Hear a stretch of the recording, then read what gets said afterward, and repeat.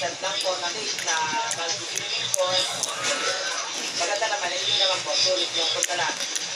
Namiss ko na sabi ko, may ganun pala. Kasi di ba parang sa ganung part, parang yung infinity pool. Dati nga ako nung araw pa, dito yung kami kumukuha ng inuman. Nahirapan tuloy namin nung dito. Pagkabata ako ng dito ang labahan namin. Diyan kami nagliliguan. Matarik pa yan mga bangin-bangin pa. Hanggang taong 1996, binuksan ito sa turismo.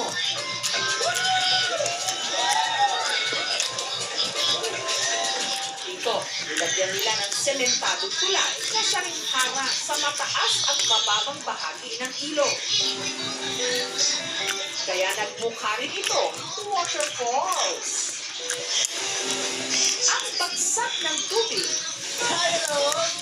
perfect dahil minamasahe nito ang nananakit na